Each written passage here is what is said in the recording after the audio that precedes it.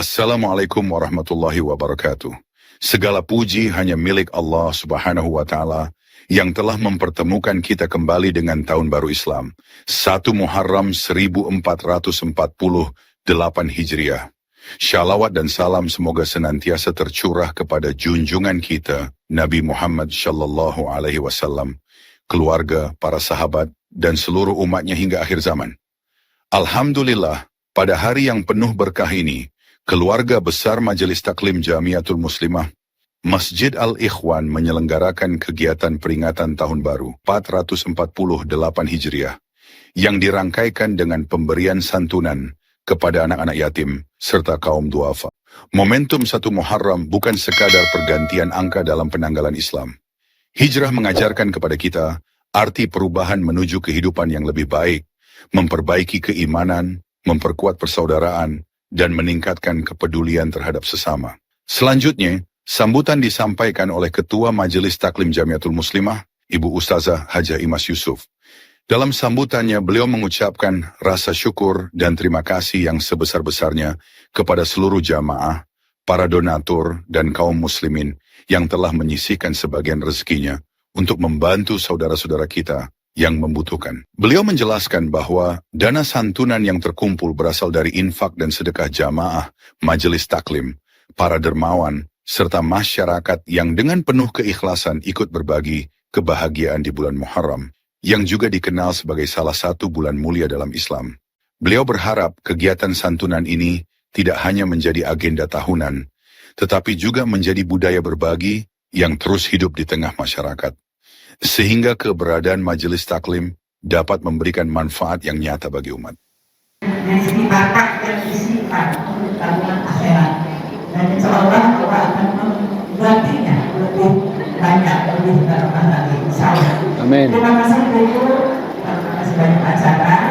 Saya akhiri dengan Assalamualaikum warahmatullahi wabarakatuh. Waalaikumsalam warahmatullahi wabarakatuh.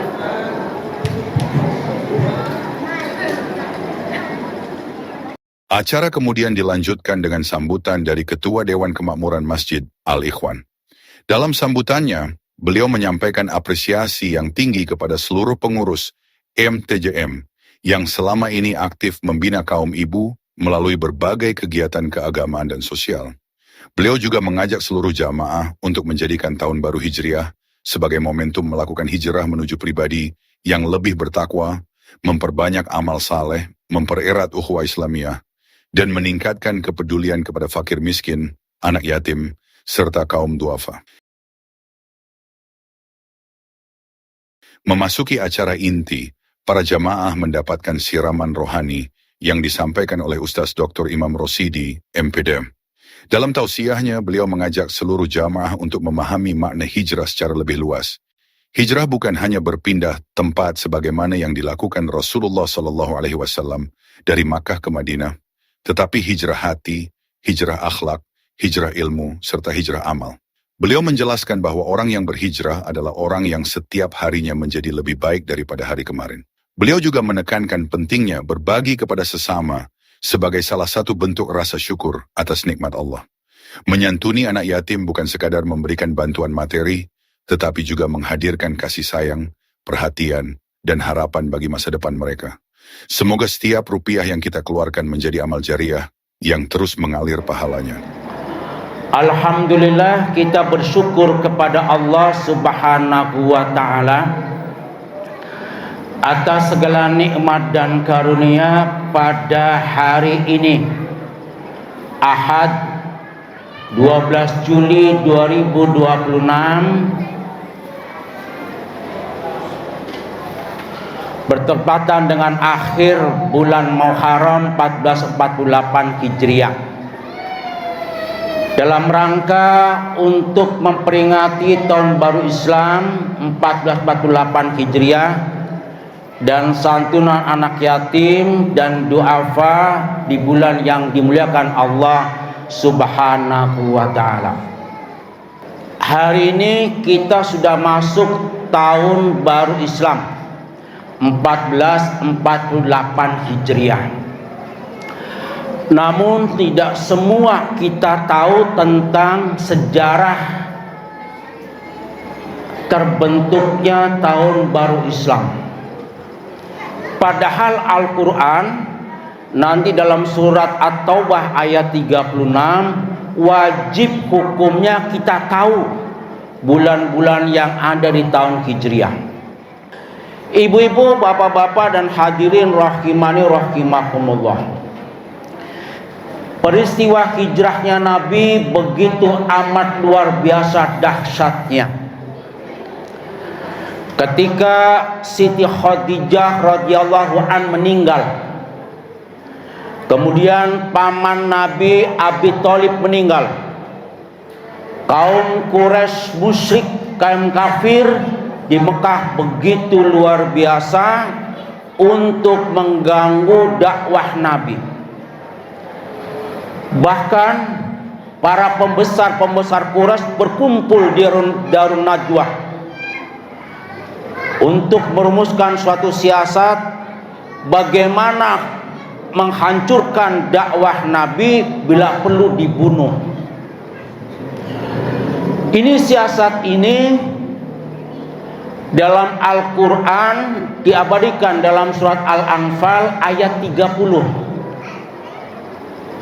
Wa makarun wa makarallah wallahu khairul makirin. Para kaum Quraisy membentuk tipu daya untuk menghasut, menyingkirkan, bahkan sampai membunuh Nabi. Wallahu khairul makirin, sesungguhnya Allah akan menggagalkan semua tipu daya para kaum Quraisy. Dan sebaik-baik tipu daya adalah yang telah digagalkan oleh Allah Subhanahu wa ta'ala. Surat ini memperingatkan bahwa Nabiullah Rasulullah Shallallahu Alaihi Wasallam agar secepatnya hijrah dari Mekah ke Madinah. Disusunlah suatu strategi. Tepatnya malam Kamis, malam 27 Syafar. Yang tidur di tempatnya Nabi adalah Ali bin Abi Thalib. Kemudian Rasulullah Shallallahu Alaihi Wasallam beserta Abu Bakar Siddiq pergi meninggalkan rumahnya menjelang malam, bahkan menjelang pagi, sambil berdoa dalam surat Al-Isra ayat 80. Wa qur rabbi adkhilni mudkhala sidqi wa akhrijni mudkhala sidqi waj'al makhraja min sultanan nasira. Ya Allah, masukkanlah aku ke dalam tempat yang baik dan keluarkanlah aku ke dalam tempat yang baik, dan dari sisimu sesungguhnya kekuasaan yang bisa menolong kami. Para kaum Quraisy, meskipun ia orang yang sadis, yang kasar, tapi punya etika. Tidak langsung grebek seperti rumah di Sentul 74 kg emas, nggak seperti itu.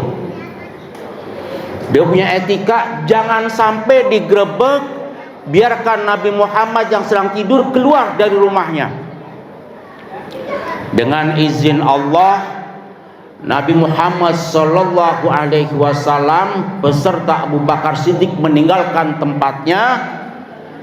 Para pemuda-pemuda Quraisy yang gagah berani pagi hari terlelap, tertidur menuju ke Gua Sur. Setelah siang hari ditong tiada, ternyata yang tidur adalah Ali bin Abi Thalib. 3 hari di Gua Sur, Nabiullah Muhammad Sallallahu Alaihi Wasallam beserta Abu Bakar Siddiq bersembunyi selama 3 hari di Gua Sur. Luar biasa pengorbanannya. Saat itu di bulan Syafar adalah musim yang sangat panas. mungkin seperti saat ini. Mekah dan Madinah bersuhu 43 sampai 46 derajat Celcius. Tapi orang Mekah dan Madinah yang saat ini sedang umroh begitu tabah. Coba bayangkan, di Perancis, Jerman baru suhunya 36 sampai 39 derajat, heboh luar biasa. Toko AC dan kipas angin diserbu, bahkan ribuan yang orang sudah meninggal. Tapi dengan lantaran iman yang kuat, orang-orang yang berada di Mekah dan Madinah begitu tabah akan ujian Allah. Di Gua Sur selama 3 hari sampai Abu Bakar Siddiq begitu gemetar. Bayangkan tidak gemetar, di lubang yang kecil, andai kata orang-orang kafir Quraisy melihat ke bawah, maka habislah itu. Sampai Rasulullah Shallallahu Alaihi Wasallam menenangkan Abu Bakar Siddiq. Ini diriwayatkan dalam surat At-Taubah ayat 40. Wala tahzan, wahai Abu Bakar, jangan bersedih. Innallaha ma'ana, sesungguhnya Allah bersama kami. Sehingga pada waktu kaum kafir Quraisy melihat ke bawah, ada sarang laba-laba dan ada burung dara yang sedang bertelur. Logikanya nggak masuk. Kalau ada orang di bawah, nggak mungkin ada sarang laba-laba sama burung merpati. Maka ibu-ibu kalau ziarah ke makam Nabi Muhammad SAW di Madinah ataupun ke Mekah, berapa banyak burung-burung dara yang di sana dipelihara dengan baiknya sebagai simbol atas perjuangan atas izin Allah. Nah, perjalanan dari Madinah ke Mekah, dari Mekah ke Madinah memakan waktu kurang lebih 8 hari, 24 jam nonstop. Kalau yang biasa kita umroh ke sana, perjalanan dari Mekah ke Madinah naik bis kurang lebih 4 sampai 5 jam. Bisnya AC, jalannya mulus. Kalau pakai kereta Al-Haramain kurang lebih 2 jam. Bapak, ibu dan saudara-saudara bisa bayangkan perjuangan baginda Rasulullah Shallallahu Alaihi Wasallam untuk berhijrah 8 hari nonstop, pagi, siang, malam, melewati bukit, turun bukit dengan batu yang tandus, hanya bekal onta dan kuda. Sampailah pada tanggal 8 Rabiul Awal ke daerah sekitar Madinah, yaitu Masjidil Kubur. Pada waktu singgah di sinilah Rasulullah Shallallahu Alaihi Wasallam mendirikan Masjid Quba. Jadi kalau bapak, ibu-ibu hadirin dari Madinah, dari Masjid Al-Ghamamah, itu masjid tempat meminta hujan, berjalan kurang lebih 10 menit atau naik mobil gokar, ketemulah Masjid Quba. Rasulullah Shallallahu Alaihi Wasallam menyampaikan, barang siapa yang bersuci dari rumah kemudian masuk ke dalam Masjid Quba, yang mendirikan sholat 2 rakaat, maka pahalanya sama dengan umrah. Mau umrah bu? Mau umrah bu? Setengah hati nih ngomongnya. Mau umrah bu?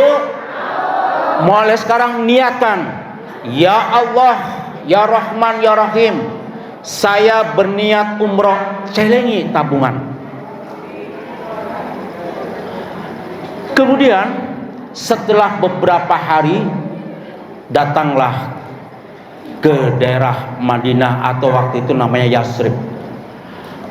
Para penduduk saat itu mereka keluar semua berbondong-bondong untuk melihat sang kekasihnya, sang bulan purnama, mereka datang menjemputnya. Ibu-ibu ahli nasyid pasti mendengar apa nasyid yang disampaikan oleh Pak penduduk Madinah waktu itu, Bu? Ayo bareng-bareng. Tola'al badru min saniyatil wada wajaba syukru alain mada'an lillahi dan. Makanya kalau ada orang yang membid'ahkan tentang nasyid, ini bertentangan dengan sambutan masyarakat Yatsrib untuk menjemput baginda Rasulullah Shallallahu Alaihi Wasallam. Mereka datang menjemput dengan nasyid yang luar biasa. Tola'al badru alaina, selamat datang wahai bulan purnama. Bulan purnama itu simbol daripada kemegahan, simbol daripada terang benderang. Dulu, Bu, dulu banget, waktu listrik belum ada. Saya sendiri lahir tahun 68, umur 45 tahun, belum ada listrik. Kelapa II masih peteng dedet. Tahu peteng dedet? Gelap gulita. Orang-orang pada keluar di saat malam bulan purnama, terang luar biasa. Mereka pada bermain, mereka pada riang gembira karena datangnya bulan purnama. Bahkan dulu suami-suami ibu kalau ketemu ibu lewat suratnya bilang, adindaku, wajahmu bagaikan bulan purnama. Betul nggak, Bu? Kalau sekarang nggak ada lagi, karena setelah diselidiki bulan itu bopeng-bopeng luar biasa. Bulan purnama sebagai simbol datangnya peradaban yang baru. Wajib syukru alaina, dan wajib bersyukur atas kedatangan baginda Rasulullah Sallallahu Alaihi Wasallam. Nah, di dalam tahun Hijriah ini adalah tahun yang sudah diridhoi oleh Allah Subhanahu wa Ta'ala. Pada waktu Allah menciptakan langit dan bumi, Allah sudah menyampaikan dalam surah At-Taubah ayat 36, inna iddata indallah, sesungguhnya bulan di sisi Allah itu ada 12 bulan. Minha arba'atun hurum, di dalam 12 bulan itu ada 4 bulan yang mulia. Yauma khalaqas samawati wal ardh, pada waktu itu Allah menciptakan langit dan bumi. Dzalika dinul qayyim, sesuai dengan ketentuan Allah.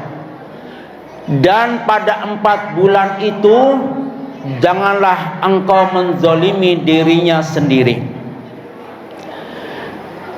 Bulan 4 bulan Muharram itu, 4 bulan yang mulia itu ada 4. Ada berapa, Bu? Nah, ada berapa? 4. Yang pertama apa? Zulqa'dah. Yang kedua Zulhijjah. Yang ketiga Muharram, yang misah Rajab. Kenapa harus kita tahu 12 bulan dalam tahun Hijriah? Ayo ibu-ibu, bapak-bapak, anak-anak yang hafal, nanti saya kasih hadiah.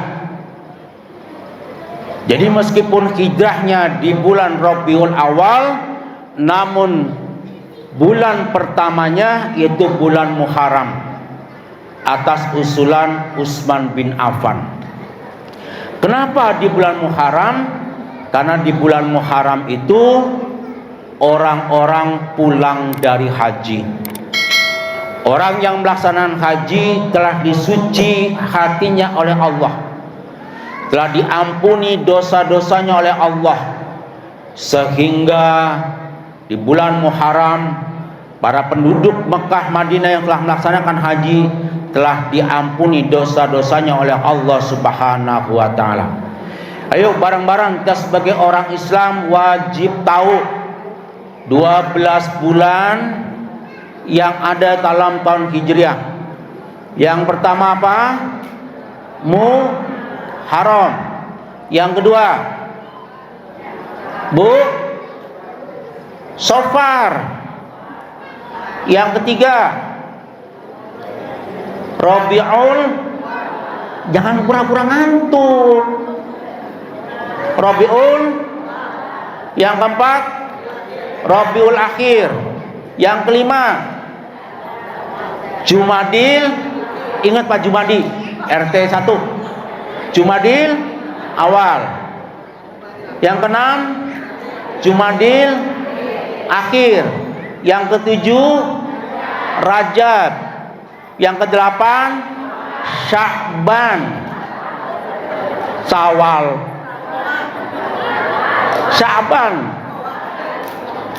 Yang kesembilan Ramadan. Yang kesepuluh Syawal. Kalau Syawal apal, Lebaran ketupat. Yang kesebelas Zulqa'dah. Yang ke-12 Dzulhijjah. Ayo bareng-bareng supaya hafal. Kenapa kita wajib hafal bulan Hijriah ini?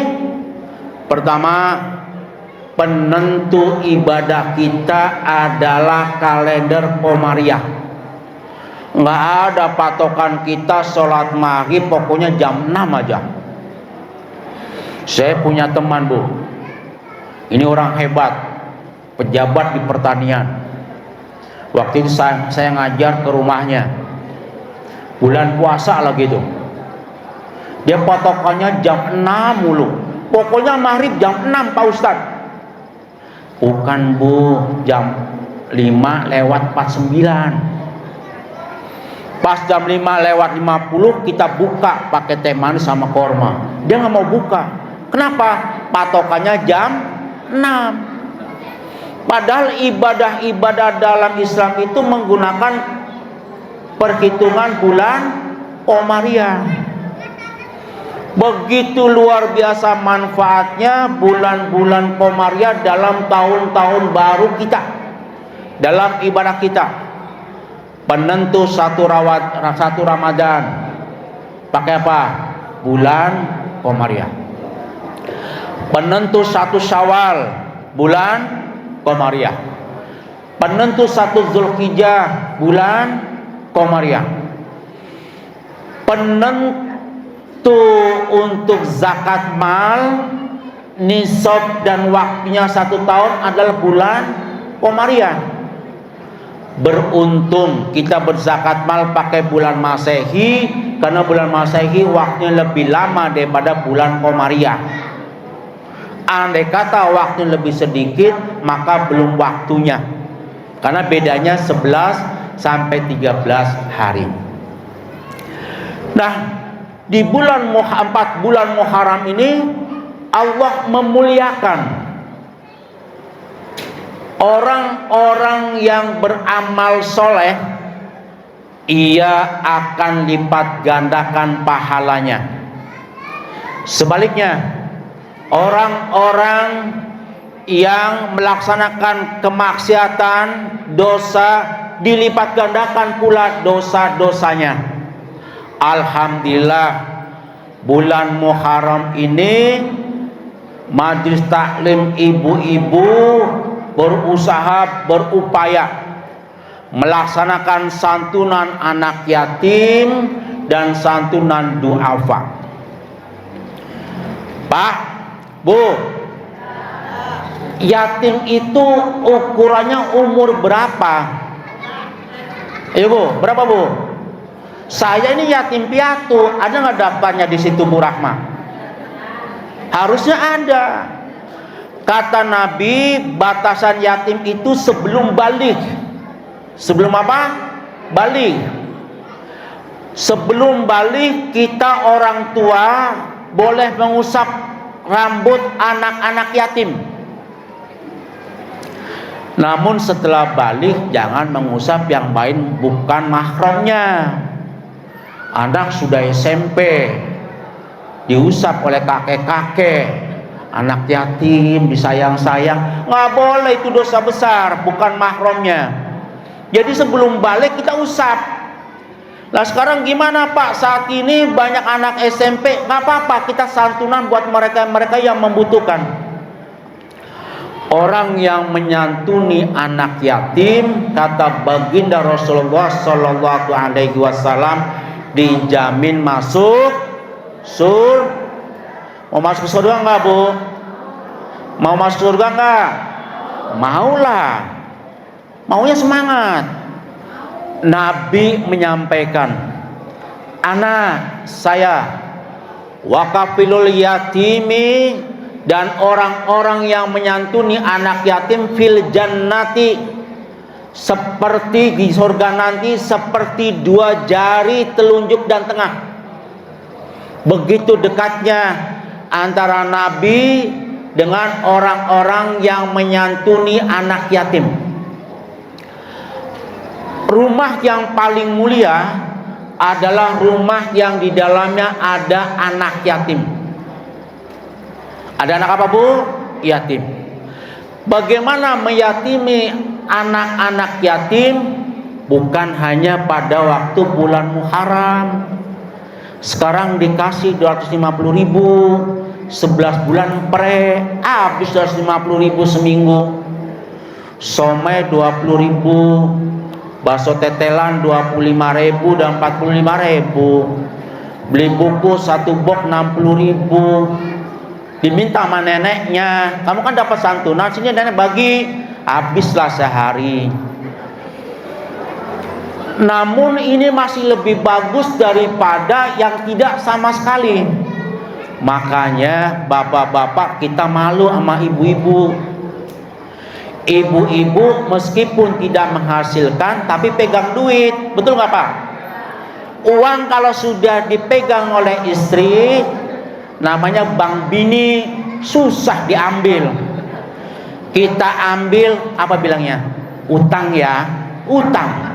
Lah barusan pagi saya kasih, ini uang belanja 10 juta, 1 juta dong, pinjam ya 1 juta ya, pinjam dia. Tapi giliran jalan-jalan, ibu-ibu minta ambil tas, minta ambil ini, minta ambil itu, ambil aja, ayahnya suruh bayar. Betul Pak? Nah pengalaman tuh. Apa jawab istrinya? Minta ke ayah yang mana lagi kalau bukan ayah yang ini? Nggak bisa jawab kita.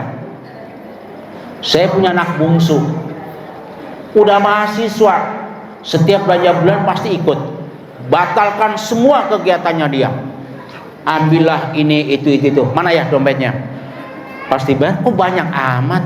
Minta ke siapa lagi ya kalau bukan ke ayah? Emang punya ayah lagi? Nggak bisa ngomong saya Pak. Ya sudahlah, kita berdoa. Resep yang paling utama, bapak-bapak pada waktu memberikan rizki kepada yang ditanggung, orang tua, istri dan anak, niatkan sedekah. Niatkan apa Bu? Sedekah, bukan kewajiban. Karena urusan sedekah Allah yang ngatur. Belum pernah ada sejarah orang yang ahli sedekah bangkrut, belum pernah ada. Ibu-ibu yang berbahagia, kami para bapak-bapak sangat bersyukur atas jerih payah ibu-ibu semua.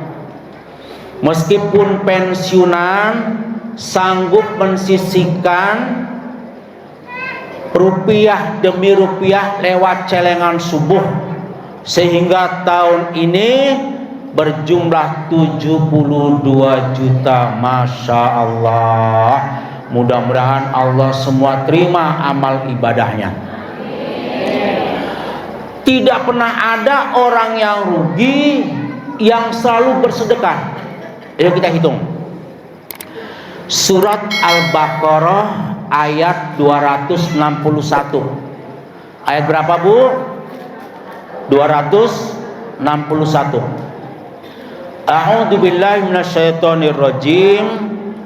Masalul ladzina yunfikuna amwalahum fi sabilillah kamasali habbatan ambatat sab'a sanabil fi kulli sumbulati mi'ata habbah wallahu yudha'ifu liman yasha wallahu wasi'un alim.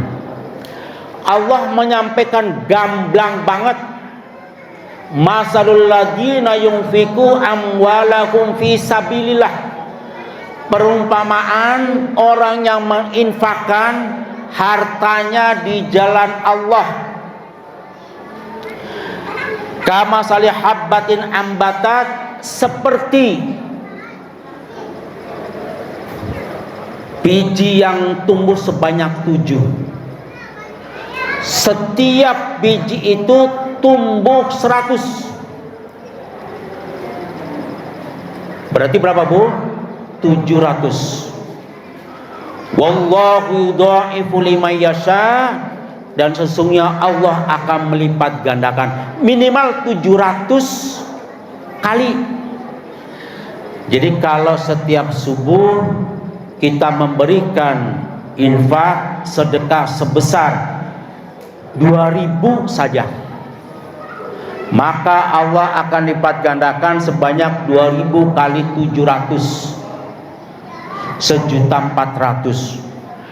Karena ikhlas dan luar biasa istiqomahnya, wallahu yudha'ifu liman yasha, maka Allah akan lipat gandakan pahalanya, rezekinya, kesehatannya, dijauhkan dari siksa api neraka, dimudahkan segala urusannya. Itu hikmah sedekah. Pak, Bu, hari ini dan seterusnya tingkatkan, jangan 2.000. Susah sekarang nyari uang 2.000. Nambah 5.000. Satu hari 5.000. Niatkan dalam hati, ya Allah, saya berinfak. Nanti setelah 1 bulan kumpulkan berapa banyak, setorkan. Kemudian sampai ada orang yang sudah divonis meninggal, sudah sakaratul maut, ia meminta kepada Allah agar dipanjangkan umurnya. Silakan buka surat Al-Munafikun, suratnya ke-63 ayat 10. Wa anfiqu mimma razaqnakum min qablik, dan infaklah sebagian rezeki kami sebelum ayyatiya ahadukumul maut, sebelum ajalmu menjemput. Setelah ajalnya dijemput oleh Allah, baru mereka berdoa, fayaqulu rabbi laula akhartani ila ajalin qarib fa asaddaqa.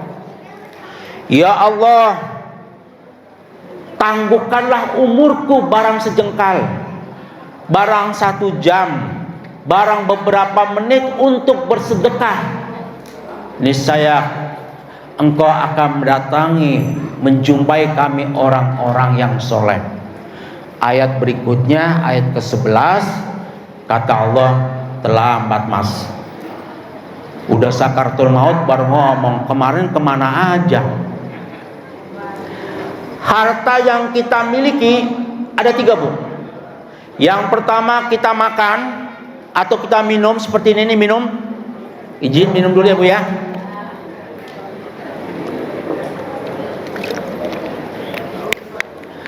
Itu langsung keluar jadi kotoran.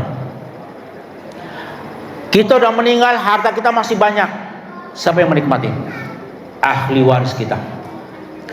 Namun kalau kita sedekahkan tanpa mengurangi kewajiban kita memberikan nafkah lahir kepada anak-anak kita, insya Allah itu yang jadikan bekal kita nanti di yaumul kiamah. Nanti di akhirat, di padang mahsyar, di saat tidak ada naungan, sedekah-sedekah kita itulah sebagai naungan kita. Oleh karena itu, ibu-ibu, bapak-bapak dan hadirin rahimani rahimakumullah, mari tanamkan kepada diri kita untuk selalu berinfak. Ada kisah inspiratif. Di zaman Rasul ada, di zaman sekarang ada. Di zaman Rasul yang sampai sekarang pahalanya masih mengalir siapa? Utsman bin Affan. Waktu di Madinah paceklik, beliau membeli sumurnya orang Yahudi dengan harga yang mahal. Orang Yahudi bilang, begini aja deh, jangan semuanya dibeli, separuh-separuh. Sehari dipakai Utsman bin Affan, sehari dipakai oleh orang Yahudi, dijual kepada masyarakat.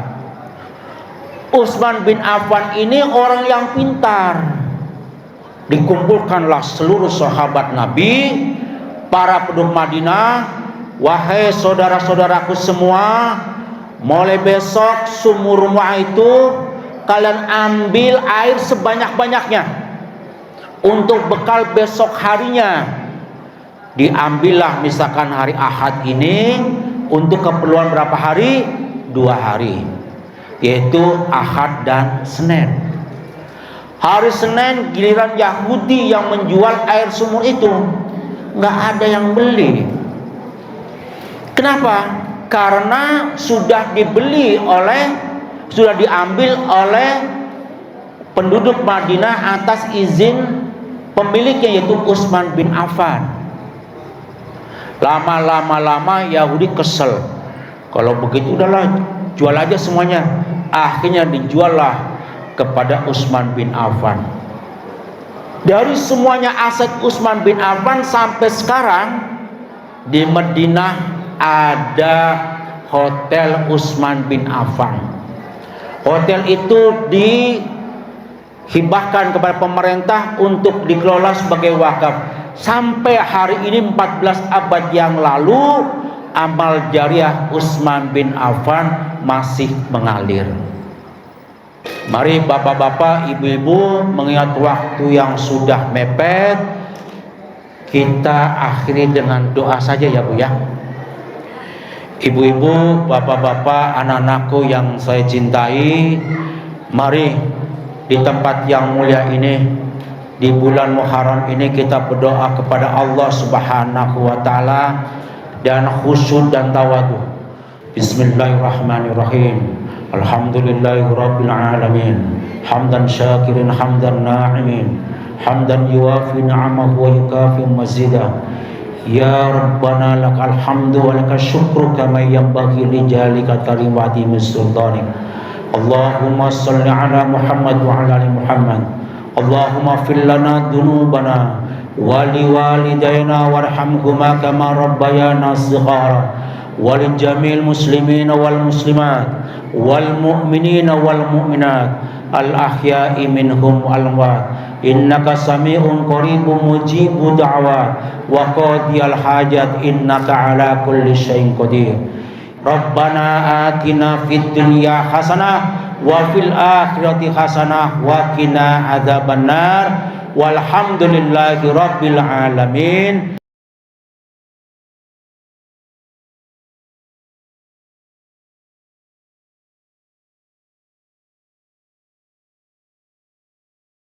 Setelah tausiah selesai, tibalah acara yang paling mengharukan, yaitu penyerahan santunan kepada anak-anak yatim dan kaum duafa. Satu persatu para penerima santunan maju ke depan, menerima bantuan yang telah dipersiapkan oleh panitia. Wajah-wajah bahagia terpancar dari anak-anak yatim yang menerima perhatian dan kasih sayang dari keluarga besar Masjid Al-Ikhwan.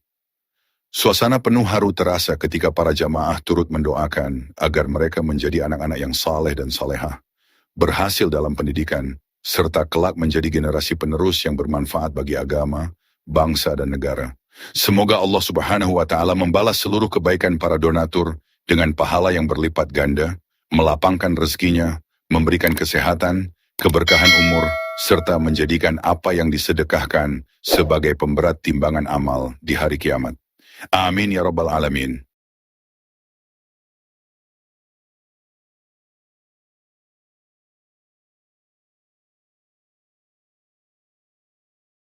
Demikian rangkaian kegiatan peringatan Tahun Baru Islam, 1 Muharram 1448 Hijriah, dan santunan anak yatim, serta kaum duafa yang diselenggarakan oleh Majelis Taklim Jamiatul Muslimah, Masjid Al-Ikhwan. Semoga kegiatan ini semakin mempererat ukhuwah Islamiyah, menumbuhkan semangat berbagi, dan menjadi inspirasi bagi masyarakat untuk terus menebarkan kebaikan. Wassalamualaikum warahmatullahi wabarakatuh.